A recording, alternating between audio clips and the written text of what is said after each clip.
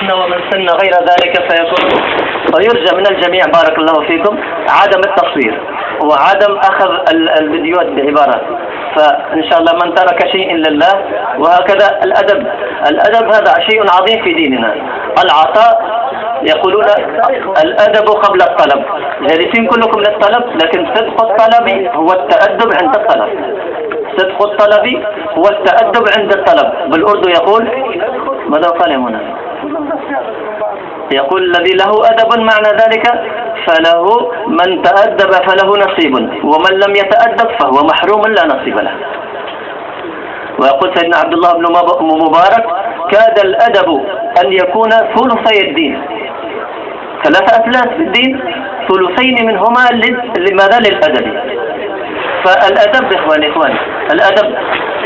وقال سيدنا عبد الله بن مبارك رحمه الله تعلمت العلم 20 سنة، تعلمت العلم 20 سنة وتعلمت الأدب 30 سنة.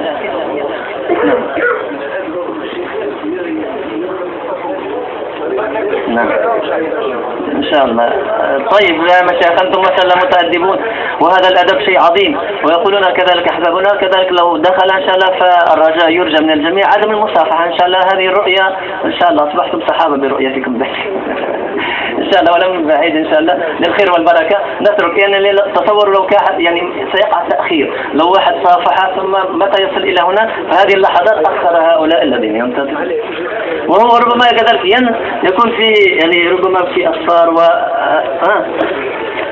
إن شاء الله كذلك هذا في البداية إن شاء الله، وفي النهاية إن شاء الله عدم المصافحة إن شاء الله. فإن شاء الله يكون بكيفية أنه يسلم فيقول السلام عليكم فنجيبه، هذا كأننا إن شاء الله صافحنا. ساعدونا إن شاء الله لهذا. لا إن شاء الله هذه شوية فيها وهلا إن شاء الله. الله يبارك فيكم. والتقليد إن شاء الله شنو رأيك؟ إن شاء الله. وإذا رأى أن واحد من الأحباب يصور قل له الله يبارك فيك. لأنه ما تعرف اللين والمحبة والشفقة إن شاء الله لله وفي الله. إن شاء الله لا نصور واحد لا يصور طيب جزاه الله خيرا، ولكن واحد مثلا يعني بالحكمة وبالحنكة الله يبارك فيكم اعتدنا على هذا، فلهذا يعتبر هذا الشيء كأنه يعني غريب وعجيب عندنا، ولكن إن شاء الله فيه خير كثير، فيه خير كثير. حتى هذه مسألة يعني ربما العزيمة والتقوى فيها هو تركها. الرؤية هذه تضيع الإنسان سبحان الله. وقالوا العلماء بأن يعني حتى الإمام أبو حنيفة رحمه الله قيل له كيف أدركت العلم؟ الإمام أبو حنيفة رحمه الله قيل له كيف أدركت العلم؟ قال بترك العلائق، بترك العلائق، فإن العلائق عوائق، العلائق عوائق. فإخواني هذه الأشياء تعلقنا يعني تعلقنا بهذا يعني تقليل خاصة هذا الجوال كما تعرفون في هذا الزمان لكل أمة فتنة، وفتنة الداعي الجوال، فلو نستغني عنه إن شاء الله. قبل ذلك كانت الأمور ماشية والحمد لله، كان عندنا جوال كما هكا الأمور ما شاء الله عامل كيف الإنسان أصبح مكهرب ديما يسمع في حاجة ينتظر فيها. الله يرحمنا وإياكم إن شاء الله. لو استطعنا أن نستغني عنه فنعمة كبيرة. طيب مع الصورة كذلك هناك شيء آخر ضروري إخواني، فإن شاء الله الصورة إن شاء الله نترك إن شاء الله التصوير إن شاء الله إن شاء الله.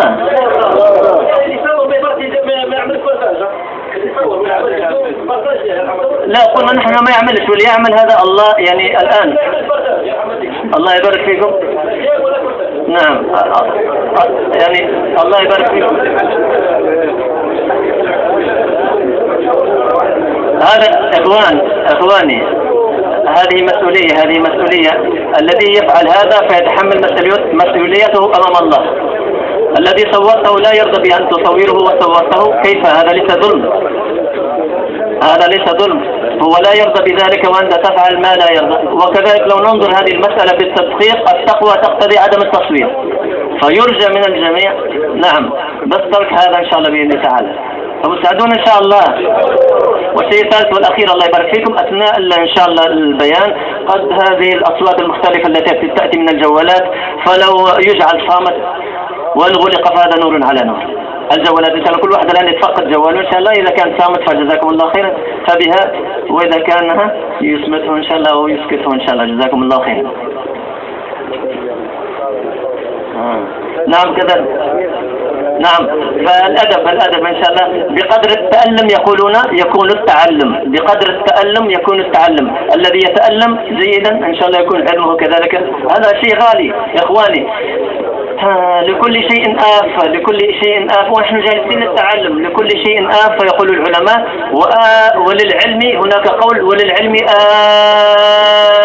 آفة، ليس آفة، لكل شيء آفة وللعلم آفة. فأنتم طالبون، والطالب ضروري يعني يكون يعني محافظ حتى العلم بخيل يقولون، العلم بخيل إن لم تعطيه، إن أعطيت إن لم تعطيه كلك أعرض. نعم ما شاء الله.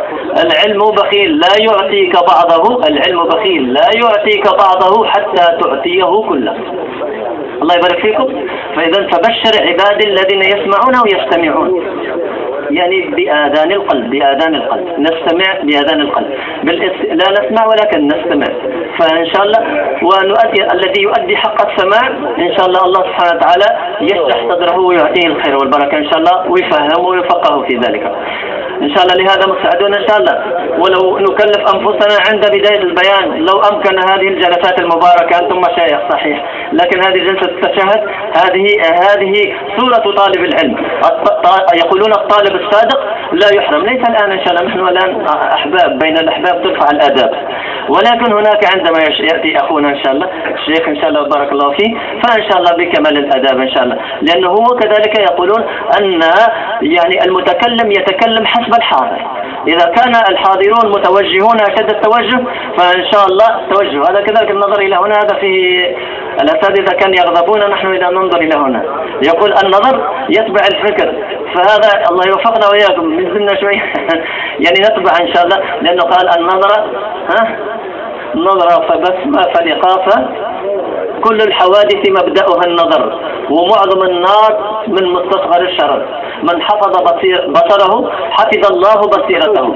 فيكون توجهنا وأنظارنا مهما كان، لو سقط جدار من هنا أو هنا فننظر إلى هذا. يعني الطالب أنا نريد شيء، هناك شيء الله أعطاه فنريد أن نأخذه.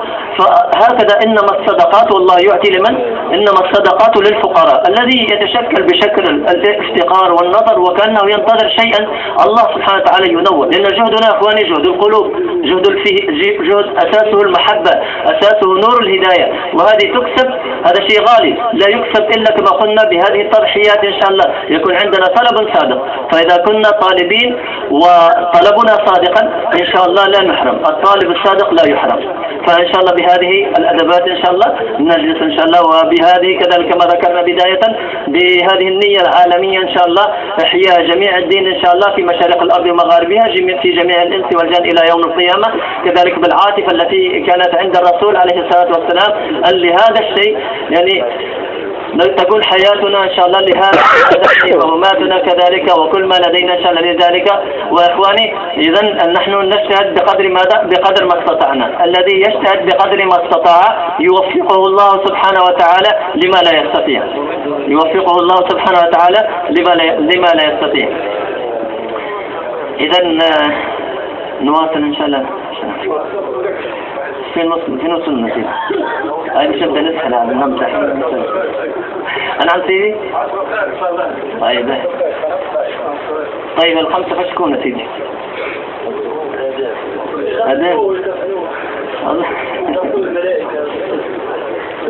الله يوفقنا وإياكم إخواني إن شاء الله. بس إن شاء الله كما قلنا هذا إن شاء الله، فإن شاء الله هذا الشيء قال الشيخ ما شاء الله هذا من لمحة عامة على الشيخ، وإن كنا نحن شيخنا هو رسول الله صلى الله عليه وسلم، ونلنا هذا العمل من طرف الله، والذي علمنا هو رسول الله صلى الله عليه وسلم، واتباعنا للمشايخ لأنهم أشبه ما يكون إلى رسول الله صلى الله عليه وسلم. فهكذا هذه النسبة وهذه السلسلة، لأن هناك ماذا قال؟ أن هناك يعني النظرية وهناك الشخصية. عندنا كلام الله حديث النبي صلى الله عليه وسلم، كما أن فنحن نحتاج كذلك إلى الشخصية التي عن طريقها ماذا ننال يعني هذه الخيرات والبركات. لأن التعظيم هؤلاء وإكرام هؤلاء الذين سبقونا في هذا الجهد، هذا كذلك من إكرام واحترام، هذا من علامة تقوى القلوب. والإنسان ينال جزاكم الله خيرا فائدة يعني الكلام بقدر يعني تقديره واحترامه. سيدنا علي بن أبي طالب كرم الله وجهه يقول: من علمني حرفا كنت له عبدا، من علمني حرفا كنت له عبدا، إن شاء باع وإن شاء أعتق. هذا يعني نحن فهذا فضله علينا أن جاء وتشرف عندنا، فنحن يعني نكون مدام أشد التواضع له، متواضعين له. وهذا الرجل الآن يتكلم وراء ذلك التكلم جهود عظيمة من بين ما شاء الله جهوده جزاه الله خيرا. هو كان من الذين يعني يدرسون في العلوم الدنيوية، كان جانب الطب يعني، ولكن الجماعة ما شاء الله زارته فتأثر، فكان الخروج ما شاء الله مع الجماعة. بعد خروجه وجه الوجهة التي أرادها والذي وفقه الله إليها، بدأ في دراسته في ريوند، في مركز ريوند، وكان بعد التفرغ من الدراسة ما شاء الله اجتهد وأصبح من المضحين ومن الذين يخرجون ما شاء الله في كثير من البلدان، ومن الذين يعطون كذلك وقتهم أكثر، يعني 15 يوم هكذا لمركز ريوند و15 يوم كذلك يكون في البيت. وإذا طلب منه المقتضى أن في تلك 15 يوم الذي يكون فيها في البيت إذا طلب منه أن يخرج كذلك هو مستعد كذلك للخروج. رأيتم إخواني ما الفرق بيننا وبين هؤلاء المشايخ؟ ليس سوى الجهد والتضحية، والله وعد ووعده حق: والذين جاهدوا فينا لنهدينهم سبلنا.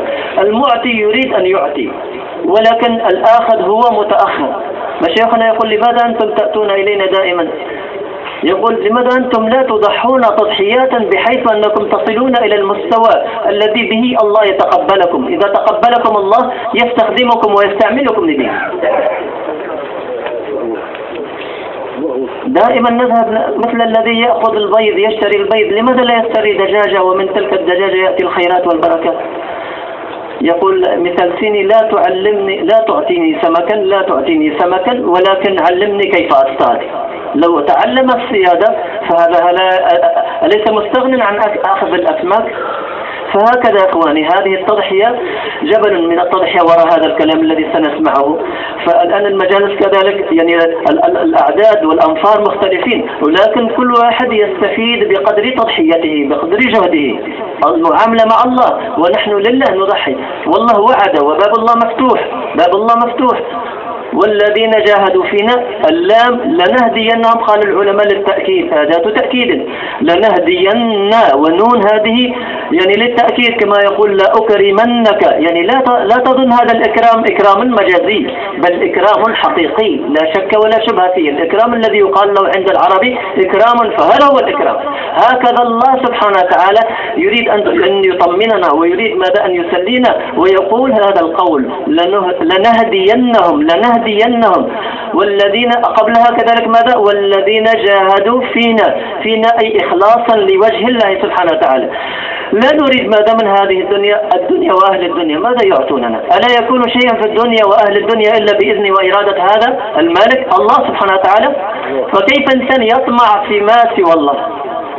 فما سوى الله لا يعطي ولا يمنع ولا يرفع ولا يخفض إلا بإذن الرافع والخافض والمعز والمذل والمغني والمقني والمضحك والمميت والواحد والأحد والفرد والصمد، الذي لم يلد لم يولد لم يكن له كفوا أحد، الذي لا تراه الأبصار لا تحويه الأقطار، لا يغيره الليل ولا النهار، الذي لا تراه العيون لا تخالطه الظنون، لا يصفه الواصفون، الذي يعلم مثاقيل الجبال مكاييل البحار، عدد قطر الأمطار، عدد ما أظلم عليه الليل ما أشرق عليه النهار، الذي لا تحجب عنه سماء ولا أرضا أرضا، الذي يعلم الجبل وما في وعره، البحر وما في قعره، الذي كل شيء لا يخلو من علمه وقدرته، ما يكون من نجوى 3 إلا هو رابعهم، ولا 5 إلا هو سادسهم، ولا أدنى من ذلك ولا أكثر إلا هو معهم أينما كانوا، وأسروا قولكم أو اجهروا به إنه عليم بذات الصدور.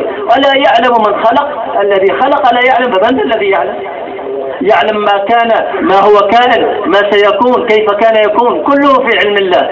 وجعل لهذا الله أعلم الله هكذا وجعل إخواني علينا أن نراقب الله، وعلينا أن نتعلق بالله سبحانه وتعالى، أن تعبد الله كأنك تراه، درجة عظيمة، فإن لم تكن تراه فإنه يراك. ومن هكذا الخشية والخوف ويعني استحضار رؤية الله، أن الله جعل لنا يعني مراقبين. أنا يوم جديد، الزمان علينا مراقب، أنا يوم جديد وعلى عملك شهيد. هكذا كذلك الأرض يوم تحدث أخبارها، الأرض شاهد علينا كذلك.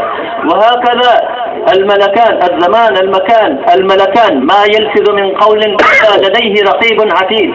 هكذا إخواني كذلك أي شيء الديوان ما لهذا الكتاب لا يغادر صغيرة ولا كبيرة إلا أحصاها.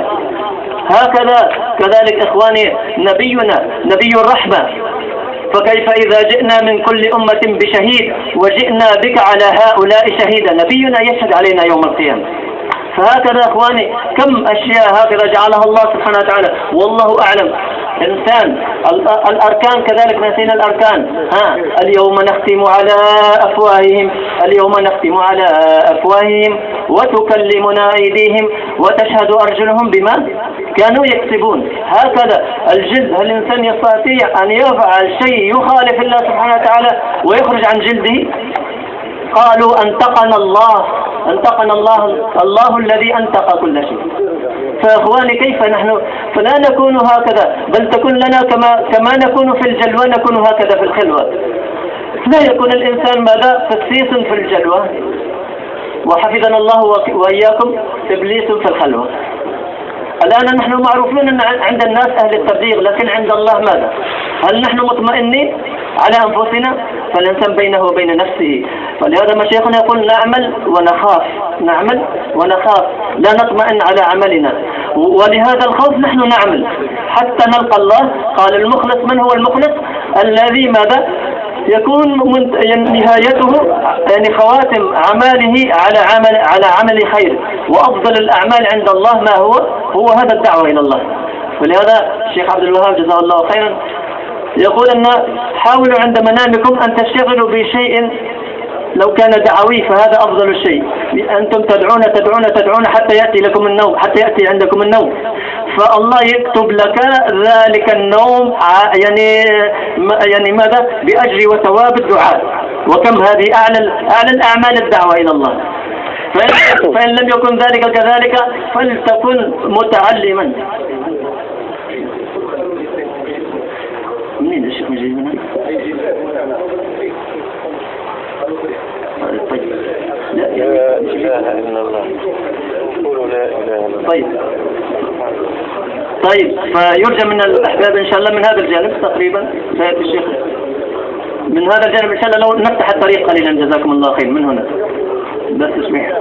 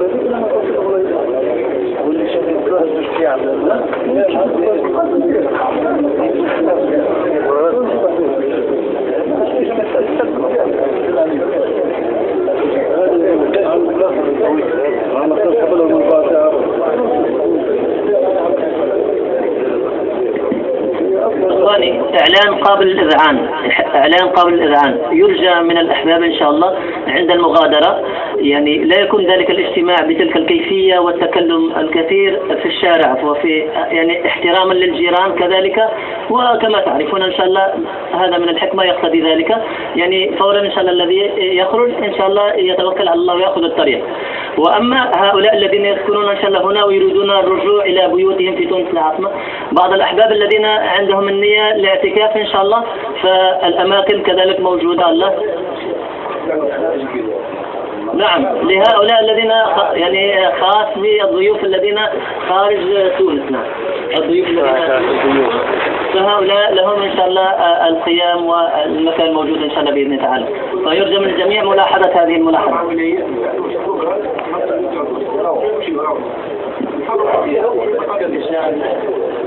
معروف إن شاء الله بإذن تعالى. إن شاء الله من أكرم هكذا ضيفا أكرمه الله سبحانه وتعالى. فهؤلاء ضيوف أهل تونس العاصمة ما شاء الله، لهم ضيوف يخدمون ويأتون من خارج تونس إن شاء الله، فيرجى.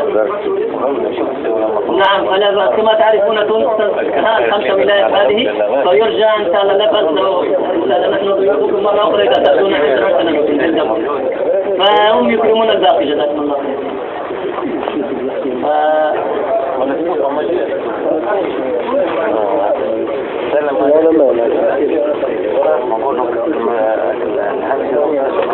سيدي، الغرض والغاية من جلوسنا كذلك ماذا؟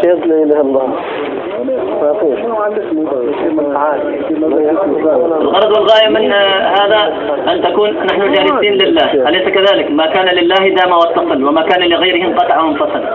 وكذلك نحن فكرنا وهمنا وغمنا كيف هذا الخير الذي وصل إلينا أن نبلغه إلى غيرنا، جالسين بنية التبليغ. فإن من عمل بما علم، يقول سيدنا حسن البصري رحمه الله، من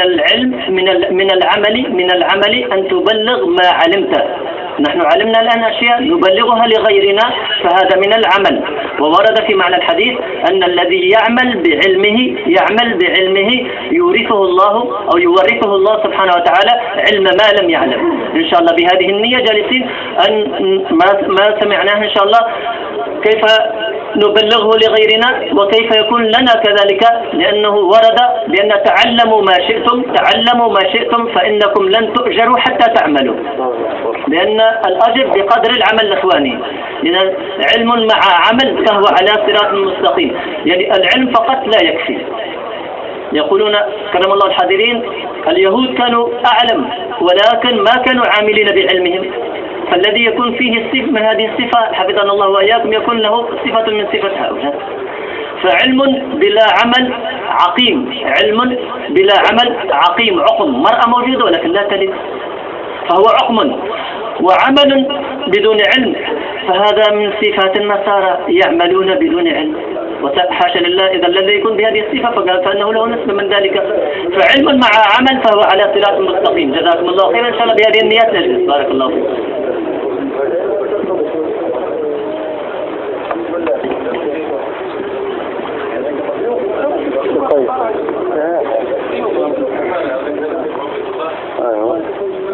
اجلس.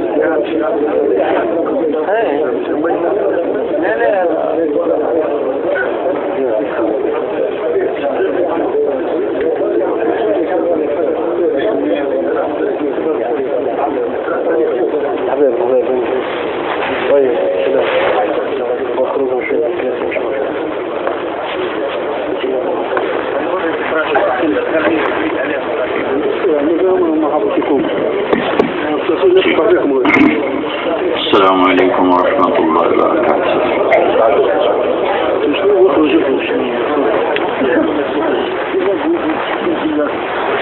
الحمد لله رب العالمين. الحمد لله الذي ليس كمثله شيء وهو السميع البصير. الحمد لله الذي لا نحصي ثناء عليه وهو كما أثنى على نفسه.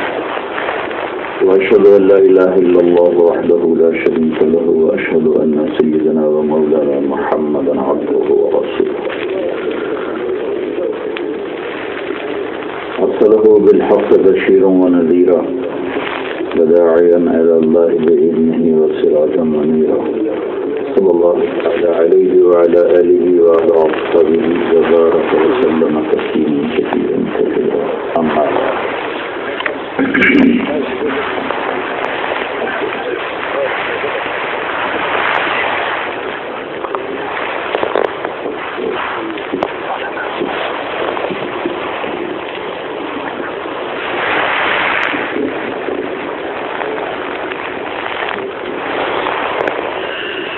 أحبابنا الكرام،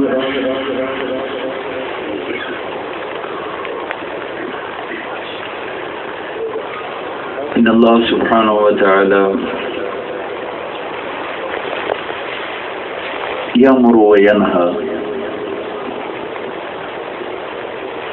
وحبيبه المصطفى صلى الله عليه وسلم يأمر وينهى.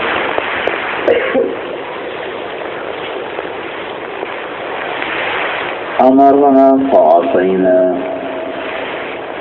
ونهانا وما انتهينا.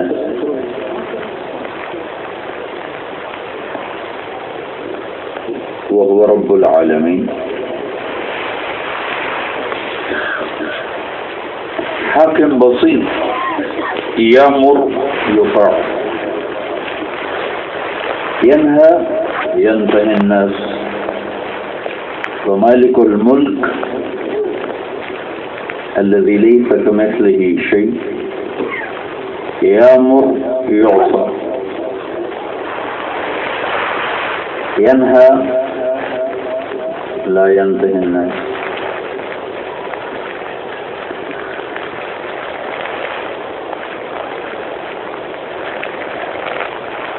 ينبغي للإنسان أن يتعلم أول شيء عظمة الآمر،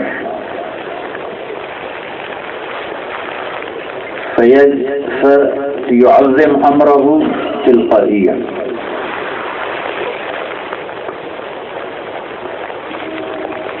أنا لا أعرف رمزي من هو، فلا أبالي بأمره ولا نهيه. أليس كذلك؟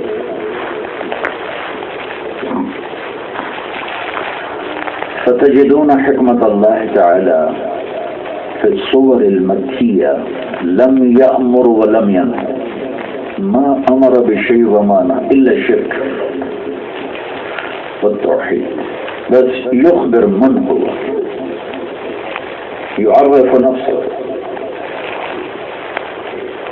فبدأت عظمته ترسخ في القلوب، وبدأت القلوب تنشرح.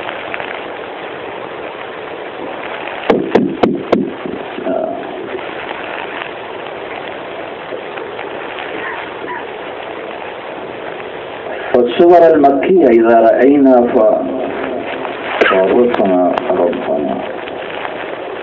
الله لا إله إلا هو الله الذي لا إله إلا هو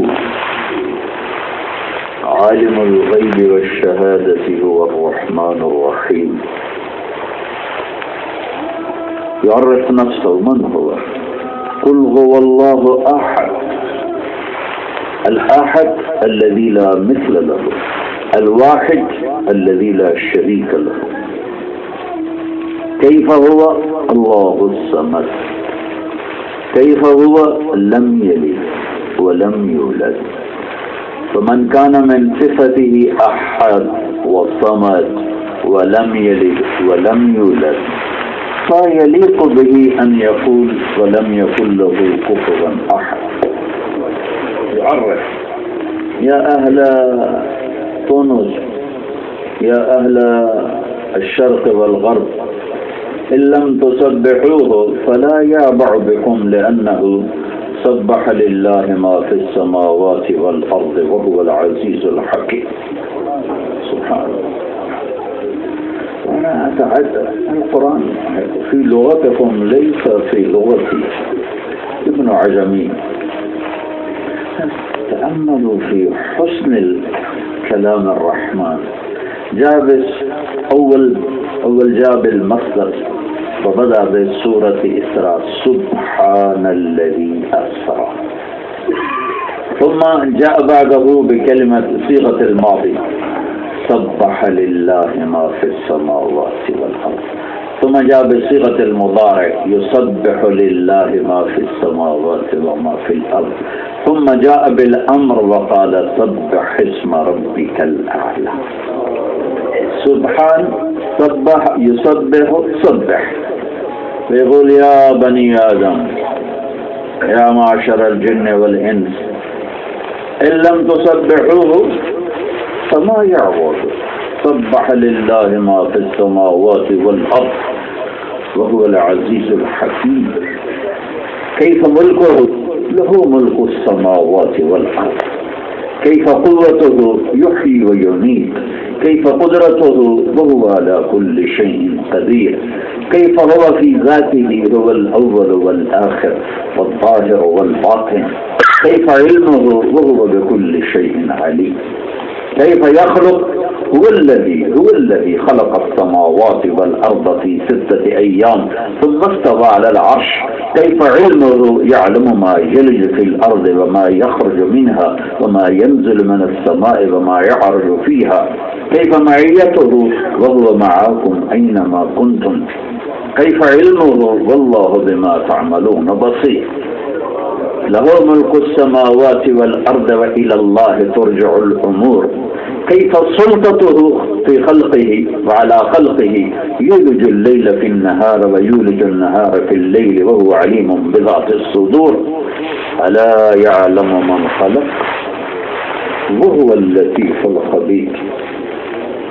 أول بلا بداية، آخر بلا نهاية، الأول ليس قبله شيء، والآخر ليس بعده شيء، والظاهر ليس فوقه شيء، والباطن ليس دونه شيء.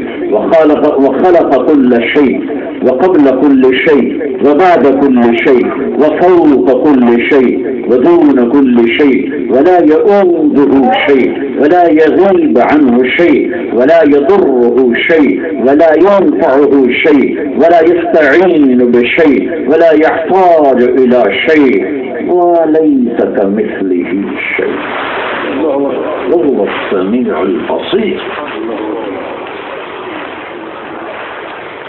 إذا رأينا إلى ملكه فيقول له ما في السماوات وما في الأرض وما بينهما وما تحت الثرى. ولما أخبرنا عن قوته فإن القوة لله.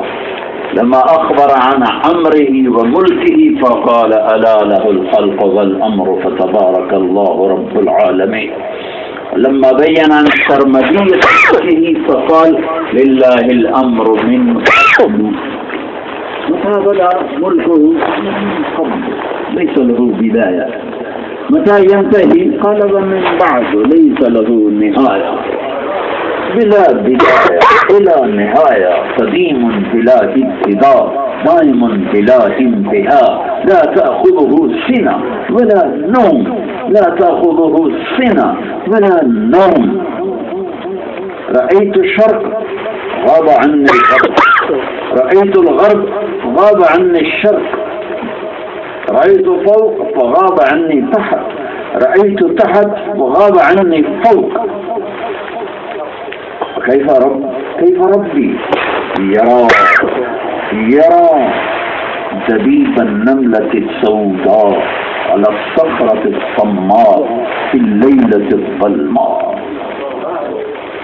أحاط بصره بجميع المرئيات، أحاط بصره بجميع المرئيات، وسع سمعه الأصوات، وضرب مثل لو كان أولكم وآخركم وإنسكم وجنكم وحيكم وميتكم وربكم ويابسكم وصغيركم وكبيركم وذكركم وأنثاكم كل صنف من الإنس والجن الذي اجتمعوا وسألوه بلغاتهم ولهجاتهم في يومنا هذا 6000 لغة منطوقة. في هذا اليوم 6000 لغة. كم أميتت وكم ستتكون؟ كلهم تكلموا بلغاتهم ولهجاتهم فأصبحت الضجة.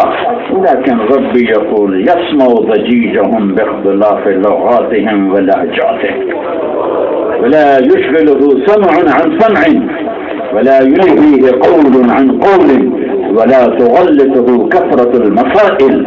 ألا وهو رب العالمين، وهو رب العالمين. يا الروح نصر الله. كيف هو؟ لا إله إلا هو.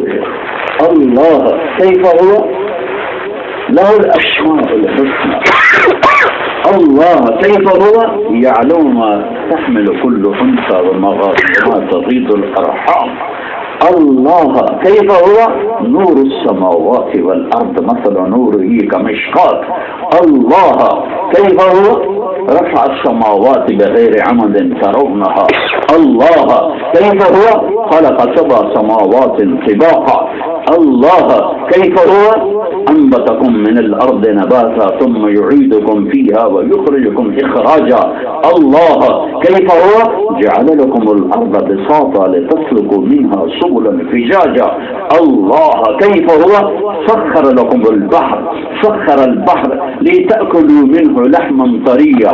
الله كيف هو؟ قل أرأيتم إن جعل الله عليكم الليل سرمدا إلى يوم القيامة من إله غير الله يأتيكم بضياء أفلا تسمعون؟ الله كيف هو؟ قل أرأيتم إن جعل الله عليكم النهار سرمدا إلى يوم القيامة من إله غير الله يأتيكم بليل تسكنون فيه أفلا تبصرون؟ الله كيف هو؟ مالك الملك تؤتي الملك من تشاء وتنزع الملك ممن تشاء وتعز من تشاء وتذل من تشاء بيدك الخير إنك على كل شيء قدير تولج الليل في النهار وتولج النهار في الليل وتخرج الحي من الميت وتخرج الميت من الحي وترزق من تشاء بغير حساب كيف هو؟ الرحمن الرحيم الملك القدوس السلام المؤمن كيف هو؟ المهيمن العزيز الجبار المتكبر كيف هو؟ الخالق البارئ المصور الغفار القهار الوهاب الرزاق الفتاح العليم القابض الباسط الخافض الرافع كيف هو؟ المعز المذل السميع البصير الحكم العدل اللطيف الخبير الحليم العظيم الغفور الشكور العلي الكبير الحسيب الجليل الكريم الرقيب المجيب الواسع المجيد الباعث كيف هو؟ الشهيد الحق الوكيل القوي المتين الولي الحميد المحصي المبدي المعين المحيي المميت الواجد الماجد الواحد الأحد الصمد القادر المقتدر المقدم المؤخر الأول الآخر الظاهر الباطن الوالي المتعال البر التواب المنتخب العفو الرؤوف مالك المال ذو الجلال والإكرام المقسط الجامع الغني المغني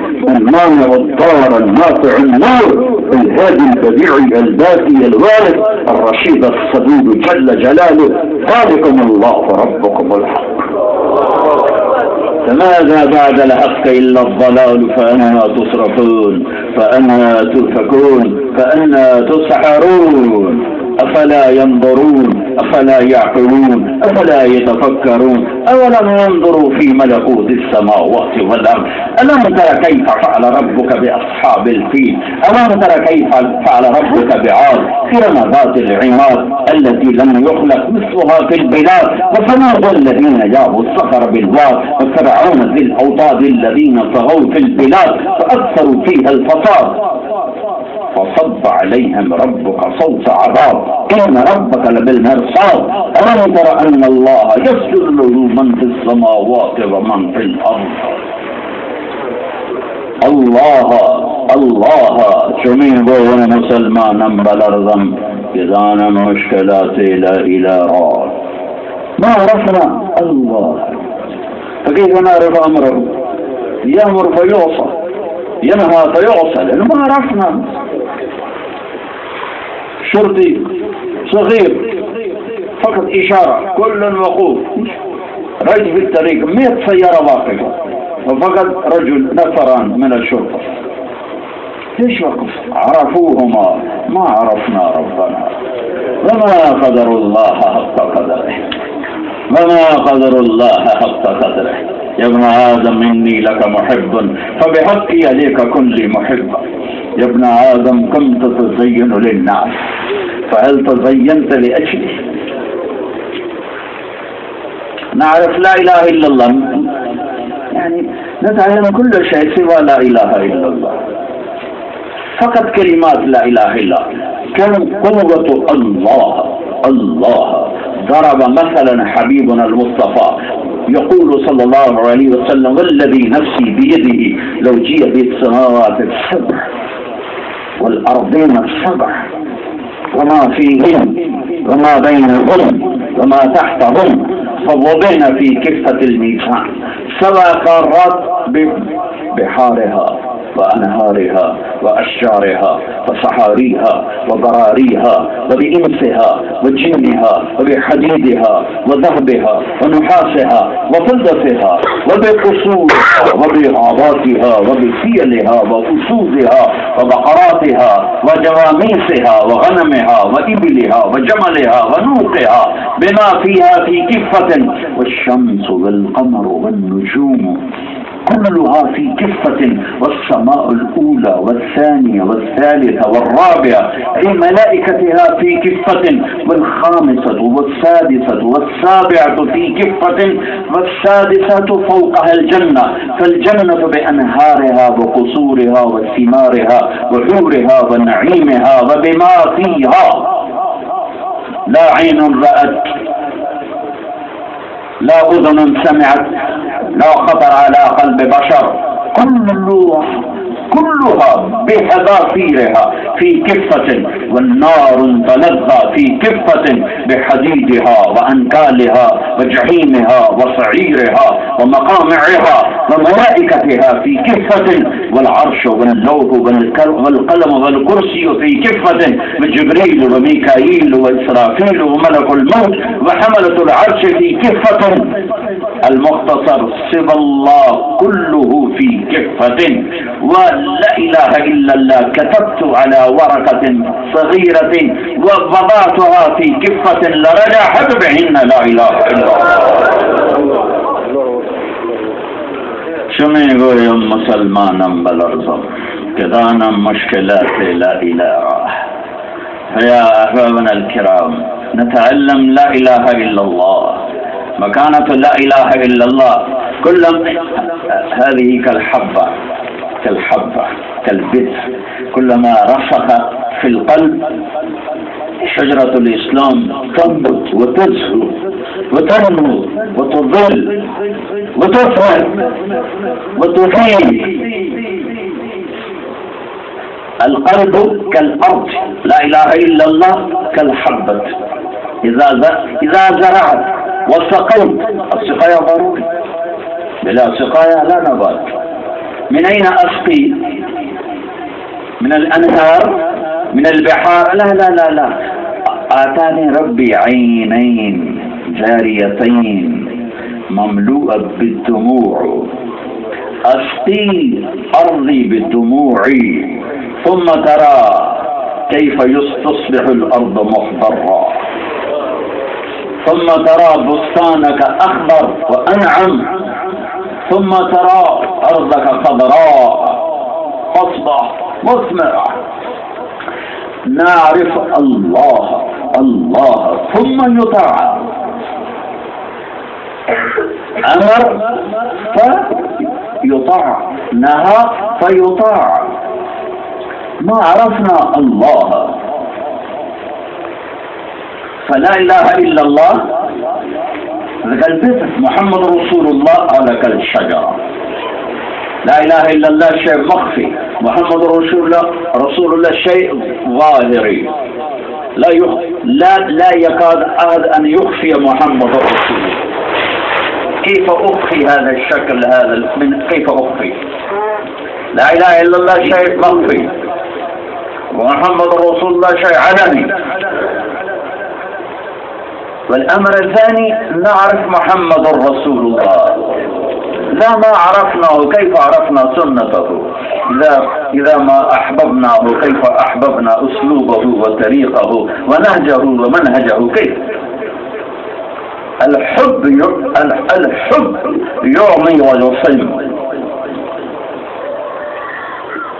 فنحب بعد لا إله إلا الله محمد رسول الله. لما عرج به إلى السماء فقال يا رب اتخذت إبراهيم خليلا وموسى كليما وألمت لداود الحديد وسخرت لسليمان الرياح وأحييت لعيسى الموتى فماذا جعلت لي؟ فقال له أوليس قد أعطيتك أفضل من ذلك كله؟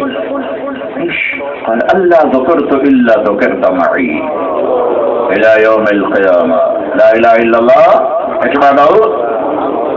وكيف قرنه؟ كيف ذكره مع اسمه؟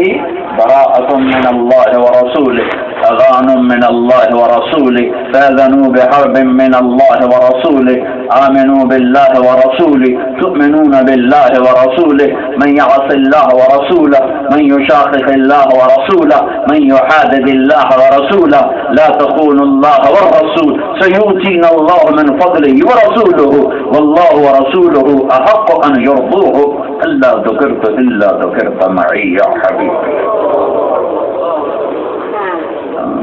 أحبه، خلقه فأحبه. من أحبه الله لا نحبه، من أكرمه الله لا نكرمه.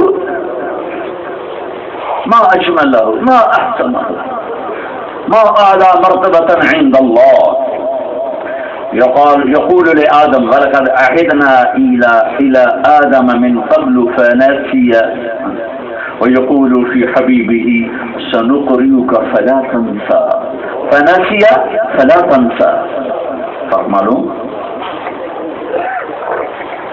يقول لنوح: إني أعظك أن تكون من الجاهلين. عقاب شديد.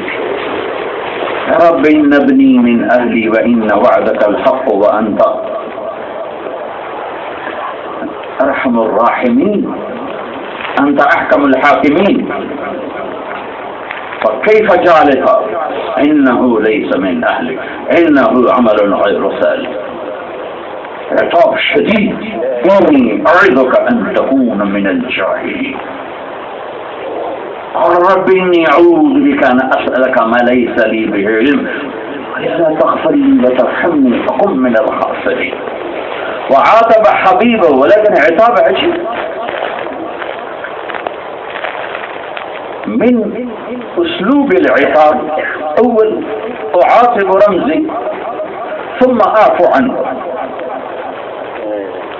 أخطأ فعوتب ثم يعفى. هذا أسلوب العقاب. هل رأيتم أحد يعفو قبل العقاب؟ هذا معقول؟ فإيش باقي العقاب؟ يا رمزي عفوتك ثم هل أعاتب؟ هذا فعل بحبيبه. لما أذن للمنافقين في غزوة تبوك أن يتخلفوا فما أعجبه رب، ما أعجب. فكيف قال عفى الله عنك لما أذنت لهم؟ لم يقل يعفو الله يعفو، لا، بصيغة المستقبل، لا، عفى الله عنك، هذا شيء حصل. ثم عتاب كيف جميل لطيف. لما أذنت لهم؟ إني أعظك، إني بكلمة إن. لما أذنت لهم؟ عفى الله عنك لما أذنت لهم؟ هذا حبيب الله، هذا رسول الله.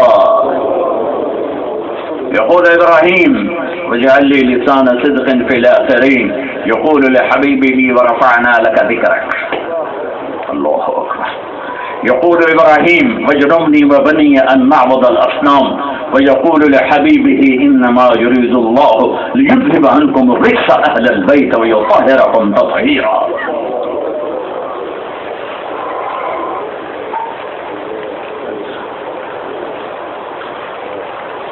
فيقول الله تعالى: يا نساء النبي لستن كأحد من النساء.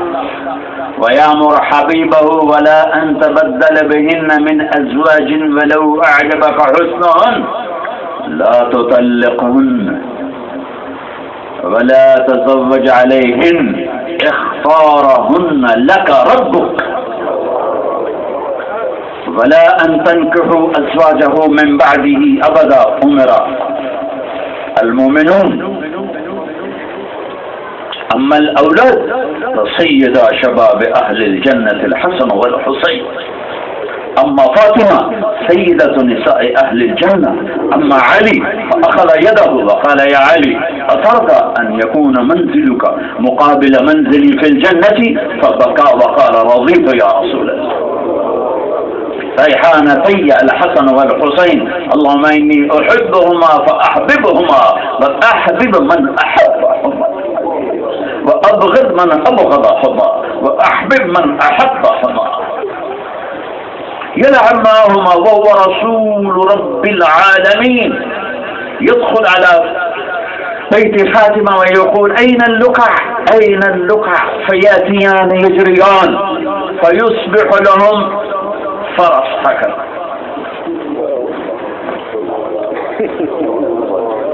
رأيتم؟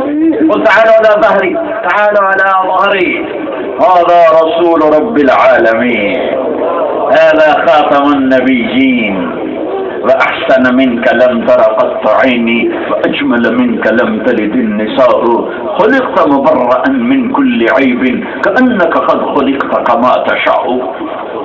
وألتجئ إلى لغتي نسيما جانبي بطحاء جزركن، لأحوأ لم محمد خبركن، ببرئي جان مشتاقا دراج، فدائي روزة ما قدرنا حبيب المصطفى، كم بكى لأجلنا، كم بكى لأجلنا، كم سال دمه من أجلنا، كم تحمل الجوع من أجلنا، كم تحمل الفاقة، ربط الأحجار على بطنه، لمن؟ لأجل من؟ ألا هو محمد رسول الله.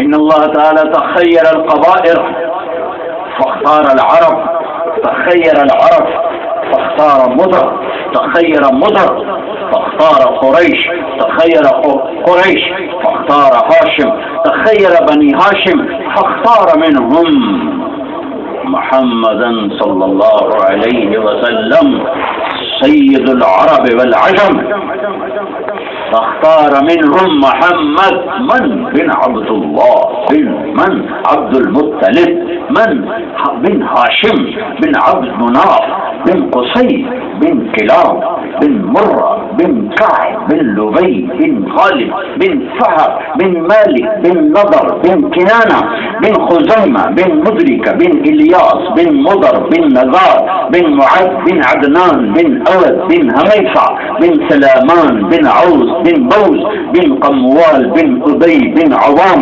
بن ناشد بن حزار بن بلداس بن يدلاف بن طابخ بن جاحم بن ناحش بن ماخ بن عيفي بن عبقر بن عبيد بن الدعاء بن حمدان بن سنبر بن يثربي بن يحزن بن يلحن بن إرعوى بن عيذي بن زيفيش بن عيسر بن أقناط بن إيهق بن مقصر بن ناحس بن زار بن سامي بن مزي بن عمر بن عراق بن قيطار بن إسماعيل بن إبراهيم بن آذر بن ناحور بن سروج بن رعود بن فائد بن عابر بن أرطقشات بن سام بن نوح بن لامس بن متوشالة بن إبريل بن يرد بن ملهلئيل بن قينان بن آروش بن شيش وبن آدم عليه السلام.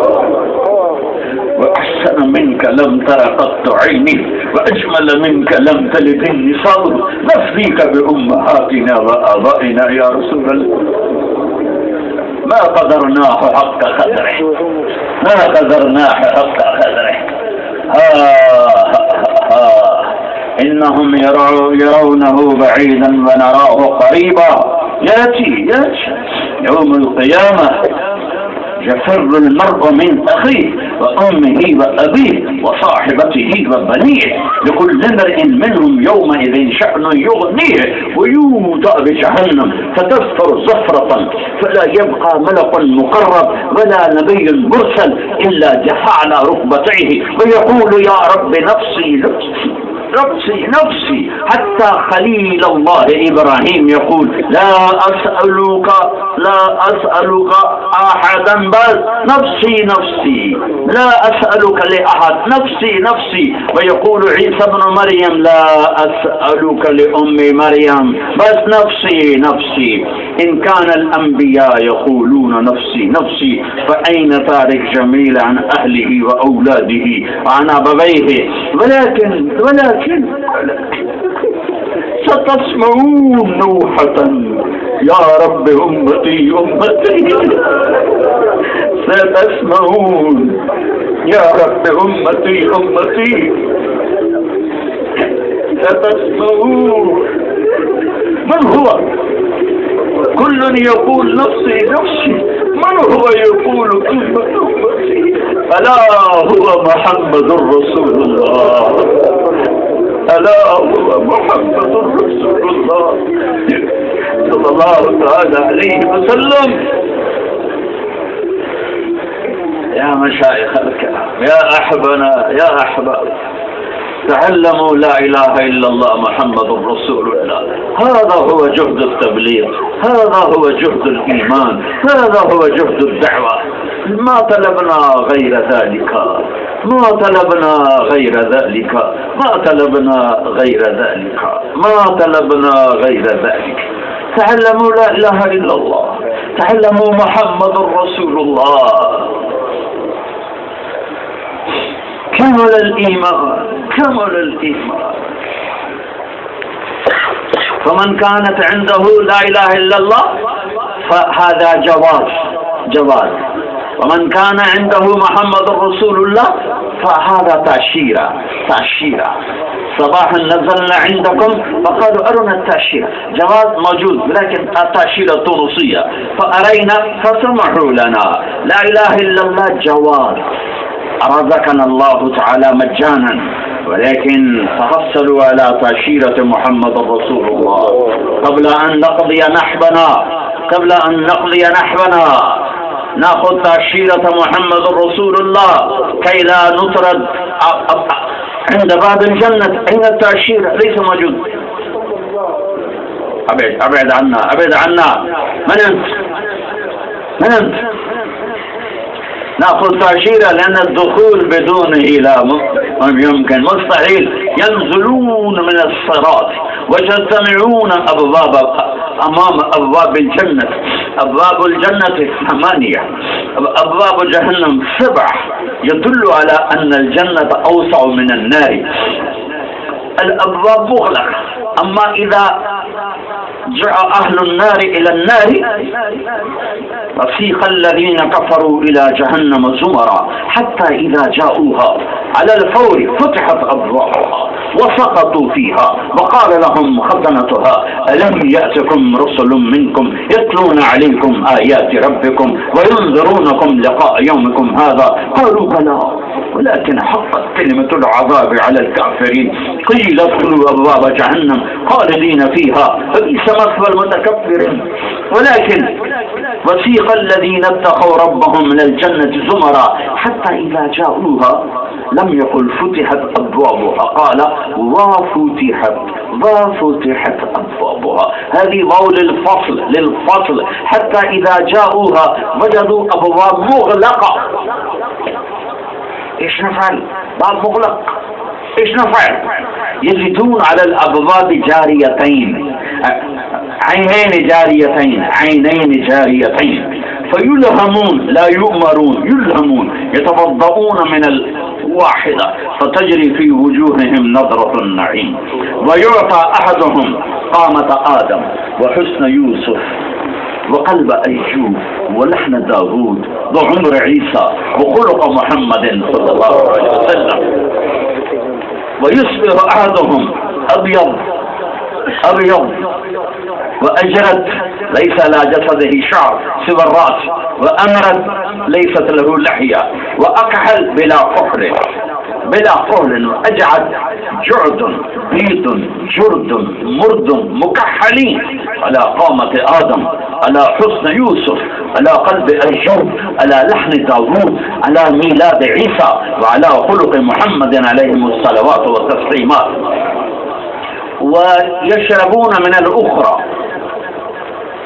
فهذا الماء يطهر ما في قلوبهم من غل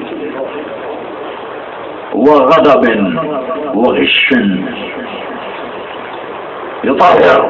طهرت أرواحهم في الدنيا وطهرت أجسادهم على باب الجنة. بعد ذلك لا يغضبون، بعد ذلك لا يبولون، لا يتغوطون. تهيئوا كيف ندخل، كيف نخلص. نمشوا، أهل الكون يقول نمشوا، أهل الخليج يقول نمشي، يمشون إلى آدم، يا أبانا يا جدنا يا أبا الأنبياء استفتح لنا الباب، قل اذهبوا إلى غيري هل أخرجكم إلا خطيئة أبيكم؟ ما لي إلى ذلك سبيل. نوح لا، إبراهيم لا، إسماعيل لا، إسحاق لا، يعقوب لا، يوسف لا، شعيب لا، صالح لا، هود لا، يوشع لا، موسى لا، هارون لا، إلياس لا، لوط لا، يونس لا، كلهم لا لا لا لا، حتى يفضوا إلى عيسى بن مريم. عيسى بن مريم عليه السلام يقول لا، ولكن أدلكم على من يستفتح لكم. ما أخبر أحد من الأنبياء، هو الذي أراد الله تعالى أن يري من عظمة حبيبه وعظمة شأنه. ايش تسمون درهم؟ دينار، كما يقدرون دينار واحد إذا سقط فلا يقول أحد دينار، لا بس يرفعه. اليوم تعرفون قيمة سنة حبيب المصطفى لما يرفع منزلته حتى الأنبياء على كنفتيه. يا حبيب يقول اذهبوا إلى محمد هو يستفتح لكم الباب. يا رسول الله، يا حبيب الله، يا نبي الله، استفتح لنا الباب. فيقول حبيبنا ونبينا هو محمد وأحمد والماحي والحاشر والعاقب والفاتح والخاتم أبو القاسم وطه وياسين ومبشر ونذير وداعي إلى الله وسراجا منيرا والمزمل والمدثر ورحمة للعالمين وكافة للناس بشير ونذيرا ورؤوف ورحيم وحريص عليكم. كيف مدح الله حبيبه في كتابه. فيقول عليه السلام أنا له فيخر ساجدا ويلهم التسبيح والتحميد لم يلهم من قبل، حتى يقول الله تعالى يا حبيبي يا محمد ارفع راسك سل تعطى اشفع تشفع. يقول يا رب افتح لنا الباب، قال أنت البادي، إن الجنة حرمت على الأنبياء حتى تدخلها يا حبيبي.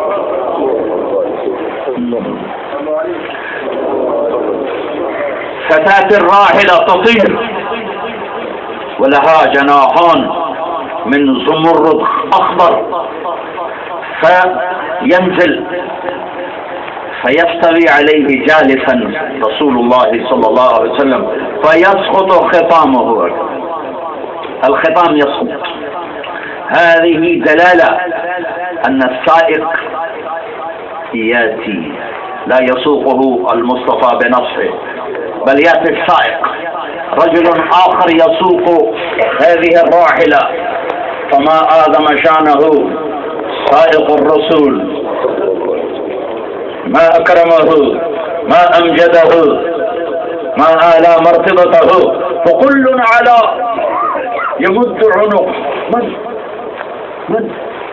من أبو بكر، عمر، عثمان، علي، طلحة، حسن، حسين، من؟ يقال بلال يأتي. بلال بن رباح يمسك ختام ناقة حبيب المصطفى فيسري إلى الجنة ويقاطع باب الجنة فيقال من؟ فيقول محمد رسول الله. فاعرفوا منزلته، لن يفتح الجنة إلا بقعقته. يقاقع من؟ يقول رضوان صاحب الجنة، يقول أنا محمد رسول الله. فيقوم ويفتح ويقول يا رسول الله أمرت ألا أفتح لأحد قبلك ولن أقوم لأحد بعدك. فيفتح فيقول فأدخل ومعي فقراء المؤمنين وحولي فقراء المؤمنين وحولي فقراء المؤمنين. ثم قال إني لأعرف رجلا باسمه وباسم أبيه أمه لا يأتي بابا من أبواب الجنة إلا قال مرحبا مرحبا. فقال سلمان الفارسي من هذا يا رسول الله؟ قال هو أبو بكر بن أبي قحافة.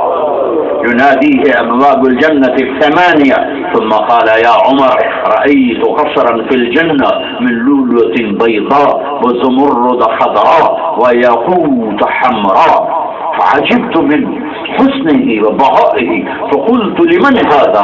فقيل لفتى من قريش وظننت أنه لي، فذهبت لأدخله فقيل لي إنه لعمر بن الخطاب يا رسول الله. ثم قال يا عثمان إن لكل نبي رفيقا فأنت رفيقي في الجنة. ثم أخذ يد علي وقبضه إليه إلى صدره وقال يا علي أترضى؟ جره إلى صدره وقال يا علي أترضى أن يكون منزلك مقابل منزلي في الجنة؟ فبكى وقال رضيت يا رسول الله. ثم قال يا طلحة ويا الزبير إن لكل نبي حواري في الجنة وأنتما حواري في الجنة. يدخلون جنات عدن يدخلونها ومن صلح من آبائهم وأزواجهم وذرياتهم والملائكة يدخلون عليهم من كل باب.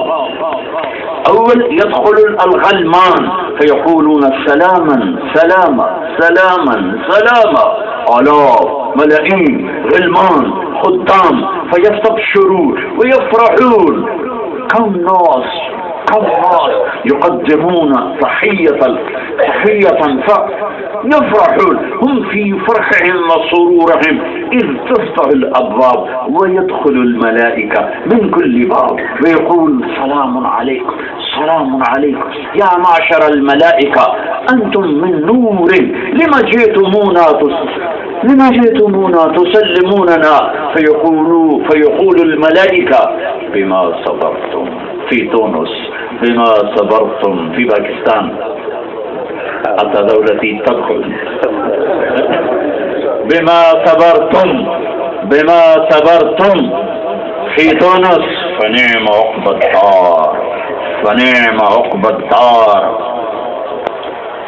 إنا كذلك نجزي المحسنين ولمن خاف مقام ربه جنتان. هذا الفردوس الأعلى. كيف هما ذواتا أفنان ومن دونهما جنتان غير الفردوس كيف هما متهامتان. كيف الفردوس فيهما عينان تجريان، كيف دونه فيهما عينان نضاختان. فحسن الجاري وحسن النضاخ شيء آخر. هذه جارية، هذه النضاخة جارية أجمل وأحسن وأطيب وأهنى. فالفردوس الأعلى عينان جاريتان فيهما عينان تجريان من دونهما عينان نضاختان. في الفردوس الأعلى من كل فاكهة زوجان ومن دونهما فاكهة ونخل ورمان. وفي الفردوس الأعلى متكئين على فرش وطائنها من استبرق وجنى الجنتين دان ومن دونهما متكئين على رفرف خضر وعبقري حسن لم يكن وجنى الجنتين دان ليميز بين الفردوس وغيره. جنى الجنتين دان. وفي الفردوس الأعلى فيهن قاصرات الطرف لم يطمثهن إنس قبلهم ولا جان ومن دونهما جنتان فيهن خيرات حسان أينهن مقصورات في الخيام. وفي الفردوس الأعلى كأنهن الياقوت والمرجان ومن دونهما خيرات حسان. والياقوت والمرجان وخيرات حسان بينهما بون بعيد وشاسع فيهن قاصرات الطرف لم يطمثهن إنس قبلهم ولا جان فيهن خيرات حسان حور مقصورات في الخيام كأنهن الياقوت والمرجان لم يطمثهن إنس قبلهم ولا جان فبأي آلاء ربكما تكذبان. هذه هي الجنة. خلقنا من طين وتراب وخلق الجنة من مسك وعنبر وياقوت وزمرد وخلق الحوراء في الجنة من المسك والعنبر والزعفران والكافور، من أصابع رجليها إلى ركبتيها من الزعفران، من ركبتيها إلى ثدييها من المسك الخالص، من ثدييها إلى عنقها من العنبر الأشهب، من عنقها إلى رأسها من الكافور الأبيض، طولها 60 ذراعا في السماء، ورأسها وأشعارها متدلية من رأسها إلى عقبيها كالماء الشلال. وتحملها الجواري، تحمل هذه الأشعار تحملها الجواري غير الحور العين. لو أن شعرة سقطت من شعرها، شعرة واحدة في تونس أو في صحراء الجزائر، في صحراء ليبيا، الآن أتيت من موريتانيا، في صحراء موريتانيا، استنارت الأرض بما فيها وتعثر عالم بما فيها بشارة واحدة. هي لا تبصق، هذا عيب، البصاق عيب، ولو تبصق يقول لو بصقت أين؟ في 7 بحار، في 7 ليس أنهار، في 7 بحار، ايش يصير؟ لكان ماؤها أحلى من العسل. فكيف كلامها، كيف نطقها؟ لو أن بنانا من بنانها بدا لغلب ضوءه ضوء الشمس كما يغلب ضوء النجوم ضوء النجوم، فكيف وجهها؟ لا تحتاج إلى المكياج، لأن نور وجههن من نور الله تعالى. كلما ينظر إليها أو تنظر إليه كلاهما يزدادان في عينيهما في كل لحظة، والله الذي لا إله غيره 70 ضعفا حسنا وجمال. فلن تشبع العين منها ولن تشبع عينها منه، ولو ينظران بعضه إلى بعض 1000 سنة 1000 سنين ملايين يتلذذون فقط بالرؤية. وهذا كله خلق. وها أنا مبشركم بشيء آخر، تأتي الملائكة يدخلون عليهم من كل باب، سلام عليكم بما صبرتم فنعم عقبى الدار. فهم يفرحون فرحا شديدا. عجبا.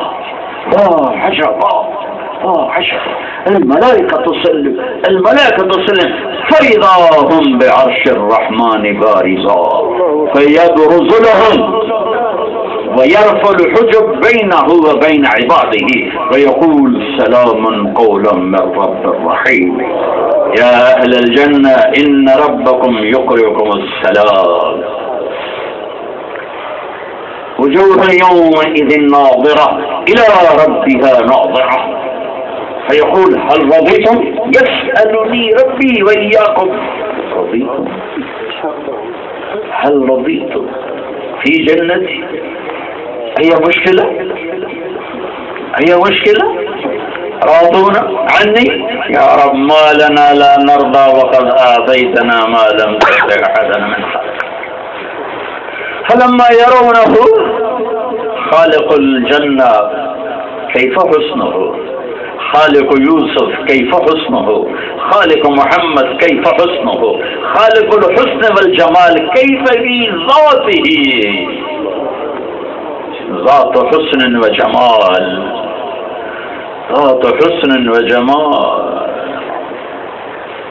يقولون يا ربنا ما عرفناك حق معرفتك وما قدرناك حق قدرك وما عبدناك حق عبادتك، نريد أن نسجدك ونحن نراك كما سجدناك ولم نراك، نريد نسجد لك سجدة محبة، لأن العبادة موقوفة، سجدة محبة لا عبادة. هي يقول ربي لا كلا قد وضعت عنكم مؤونة السجود، أفضيتم إلى روحي ورحمتي وكرامتي، أنتم الضيوف وأنا الضيف والضيف لا يكلف.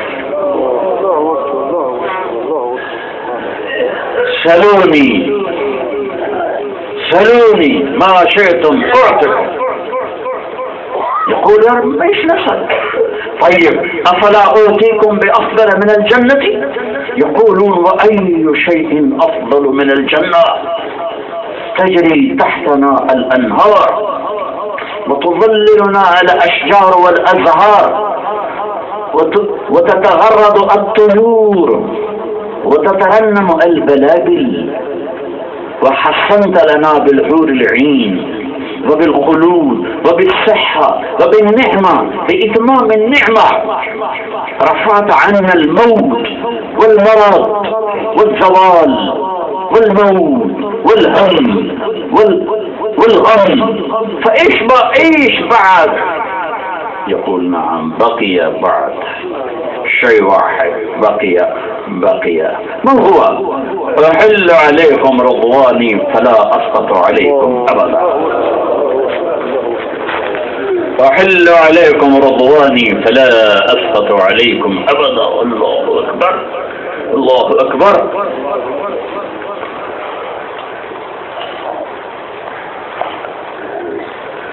هذا مجلس آخر يجمع أهل الجنة ويقول أيتها الحور العين أسمعنهم غناء الجنة، ويقول أين الذين كانوا لا يسمعون الغناء في الدنيا فليسمعوا الآن غناء الحور العين، بساقطها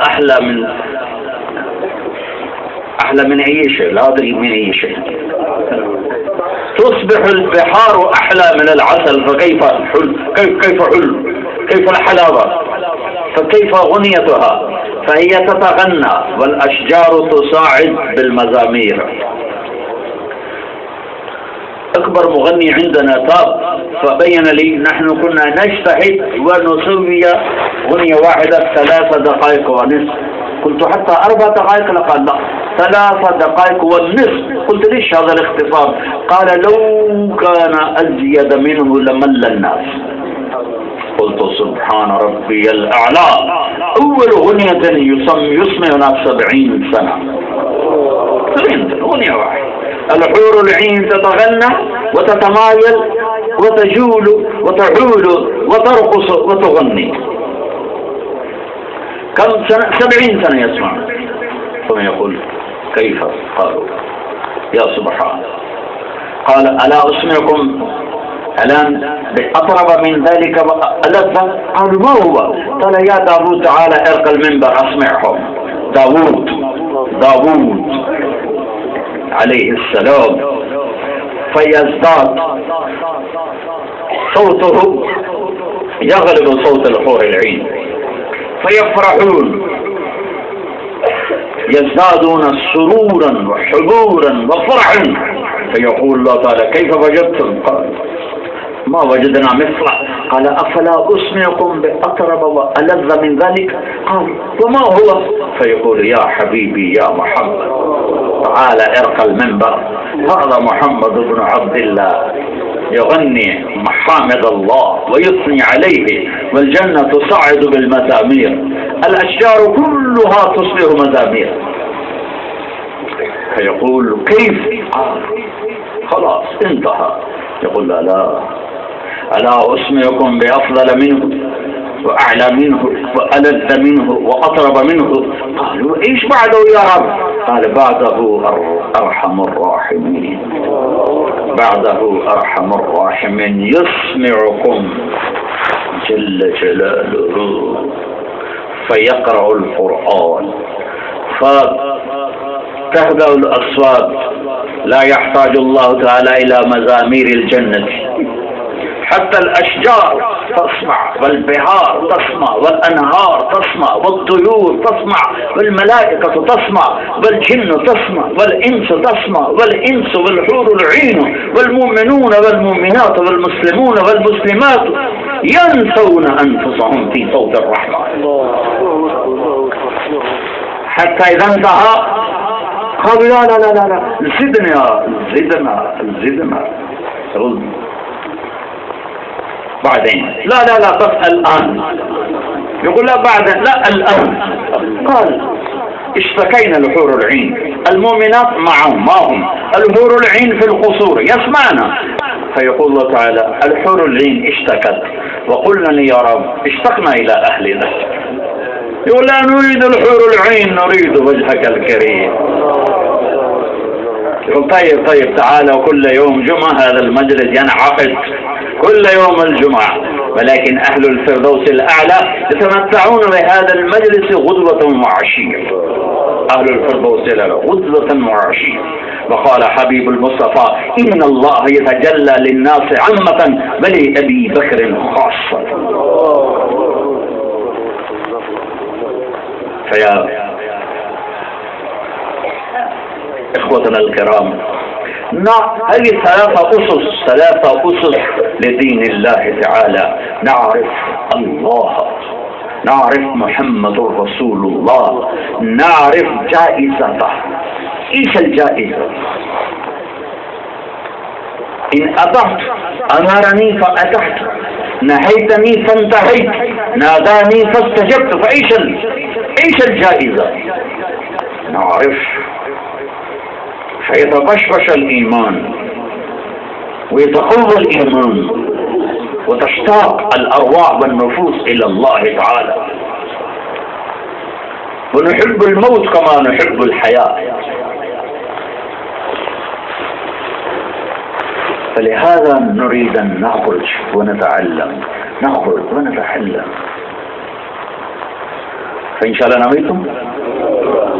هذا ترتيب أسلوبنا، لا أدري بهذا البلاد 40 يوم 4 أشهر أنتم تنووا في أنفسكم، ولكن أنا أريد أن أشكل لكم شيء واحد، تشكيل 100%. أريد تشكيل 100%، لأني أرى الشباب أكثر من الشياب، فأنا أريد أن أشكل شيء، وهو أن قبل أن نجلس نقوم من مقامنا هذا نتوب إلى الله ونستغفر.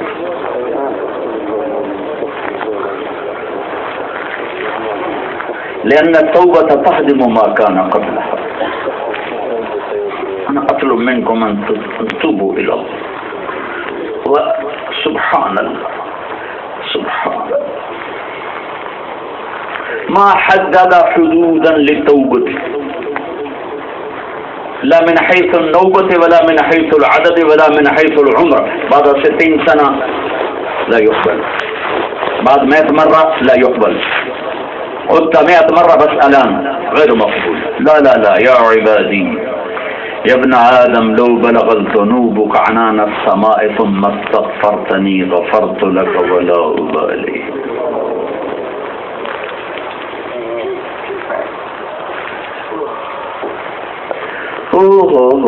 هذه هي التوبة. ما كان قبلها تهدم ما كان قبلها.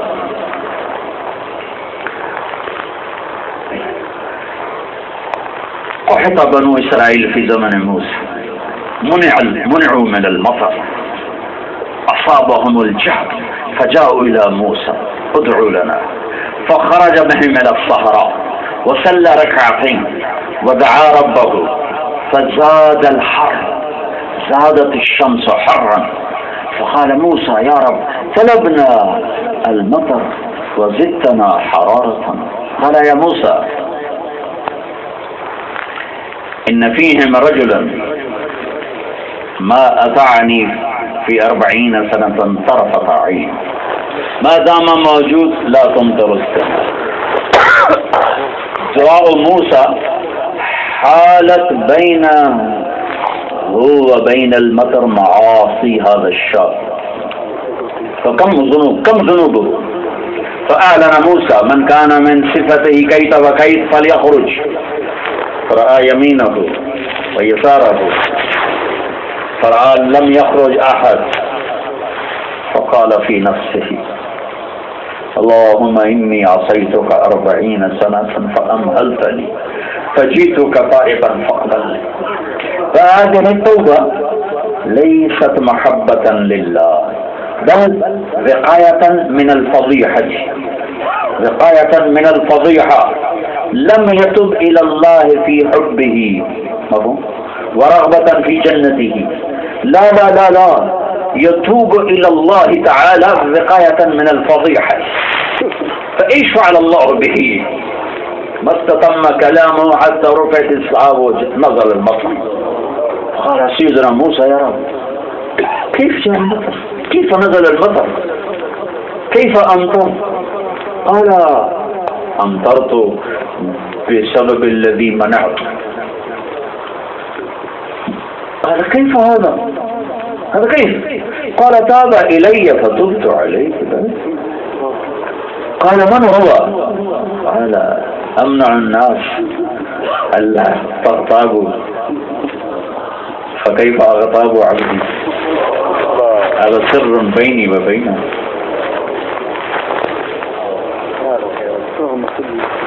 فأنا أطلب من جميع الشياب والشيبان في مجلسنا هذا قبل أن نقوم نتوب إلى الله. نويتم؟ قولوا أستغفر الله أستغفر الله أستغفر الله. اللهم تبنا فتب علينا، اللهم تبنا فتب علينا، اللهم تبنا فتب علينا. والله الذي لا إله غيره أنتم كيوم ولدتكم أمهاتكم، قد فتحت لكم أبواب السماء واستبشر بكم الرحمن وملائكة هذا المجلس، وفتحت لكم أبواب الجنة الثمانية، وبرزت لكم الحور العين، ويتصمنا وينظرنا إليكم طائفة عظيمة من المؤمنين ومن العرب من أولاد الصحابة. كم يفرح الرحمن وكم يفرح ملائكته. فهذا تشكيل نقدا. طيب هذا تشكيل نقدا. الآن 14-40 يوم أنتم بالخيار حسب يعني رعاية الأحوال.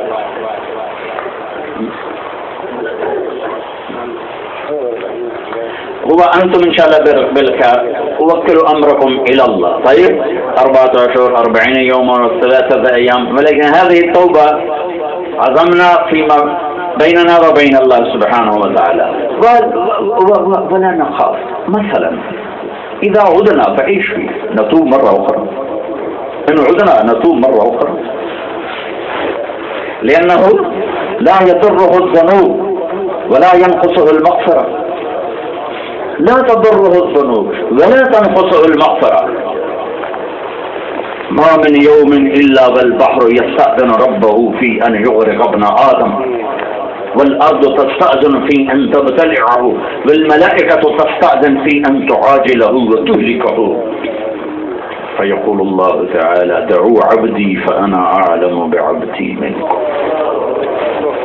الأرض تستأذن أن تبتلعنا، البحار تستأذن أن يغرقنا، والملائكة تستأذن أن تهلكنا، والذي عصيناه يقول دعوا عبدي فأنا أعلم بعبدي منكم.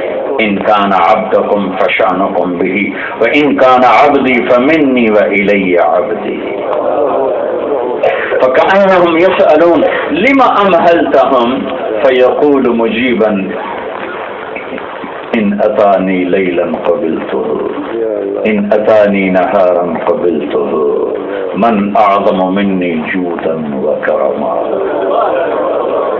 يا ابن آدم ما دعوتني ورجوتني غفرت لك ولا أبالي. فنويها صلوا الرسول. اللهم لك الحمد كما أنت أهله، وصل على محمد كما أنت أهله، وفعل بنا ما أنت أهله، إنك أهل التقوى وأهل المغفرة. اللهم إنك أمرتنا بالتوبة وبشرتنا بالقبول، فها نحن بين يديك تبنا إليك فتب علينا. إنك بشرتنا لو بلغت ذنوبكم عنان السماء ثم استغفرتم لي غفرت لكم ولا تبالي. يا ربنا يا مالكنا ظلمنا أنفسنا وأذنبنا وأسرفنا، ولكن لم تبلغ ذنوبنا عنان السماء، ما بلغت ذنوبنا عنان السماء، فها نحن بين يديك ولا نقوم من مقامنا هذا إلا وقد غفرت لنا ورحمتنا وترحمتنا وأمرتنا بالجنة ونجيتنا من النار. اللهم إنك لا تنقص بالمغفرات ولا تضر الذنوب، يا رب لا نتحمل نار الدنيا فكيف نار الآخرة. يا رب لا نتحمل هذه النار فكيف نيران تضع نزعة للشباب تدعو من أدبر وتولى. مالكنا حرب بشرتنا على النار يا رب يا مالكنا يا مالكنا. اخبرنا انك تقول يوم القيامة يؤتى بجهنم ويؤتى بالجنة ويوضع الصراط ثم تقول وامتازوا اليوم ايها المجرمون. انك تأمر وامتازوا اليوم ايها المجرمون. يا رب يا رب يا رب ظلمنا انفسنا لا تجعلنا من المجرمين لا تجعلنا من المجرمين. اللهم انك تحب المحسنين ولكن نشهد بانك انت الله لا اله الا انت وحدك لا شريك لك لك الملك ولك الحمد وانت على كل شيء. انك تحب المتقين ولسنا منهم ولكن لا نعرف ربا سواك. انك تحب القانتين ولسنا منهم ولكن لا نعرف ربا سواك. انك تحب القائمين بالليل ولسنا منهم ولكن لا نعرف ربا سواك. انك تحب الصائمين والقائمين ولسنا منهم ولكن لا نعرف ربا سواك. يا رب انت رجاؤنا انت رجاؤنا انت رجاؤنا. قد اخلصنا لبابك لا تردنا لا تردنا بظالمين. يا مالكنا الى من تكلنا ليس لنا رب سواك. فإن عصينا أمرتنا فعصينا ونهيتنا فما انتهينا. لكن يا ربنا نشهد أن لا إله إلا الله ونشهد أن محمد رسول الله. اللهم ارحمنا وتب علينا إننا فقراء سائلون فقراء ما بأيدينا من شيء ما بأيدينا من عمل نرجو به الآخرة ونرجو به الجنة بس نطلب رحمتك نطلب رحمتك نطلب رحمتك نطلب رحمتك يا ربنا يا ربنا. واغفر لنا ذنوبنا وكفر عنا سيئاتنا وتوفنا مع الأبرار. نحن الآن تبنا إليك يا ربنا قبل أن نقوم من مقامنا هذا. يعني أعلن في السماء أني قد غفرت لكم وأعلن في السماء أني قد غفرت لكم. يا ملائكة هذا المجلس ابقوا معنا. يا ملائكة هذا المجلس قولوا آمين معنا. يا ملائكة هذا المجلس قولوا آمين معنا. يا ربنا يا غاية ربنا يا ربنا يا غاية ربنا يا ربنا يا غاية ربنا يا ربنا يا مالكنا يا رب محمد يا رب محمد يا رب محمد يا رب محمد يا رب محمد. آتنا في الدنيا حسنة وفي الآخرة حسنة وقنا عذاب النار. صلى الله تعالى على النبي الكريم آمين برحمتك. شكرا لك يا شكرا لا إله إلا الله ولا حول ولا قوة.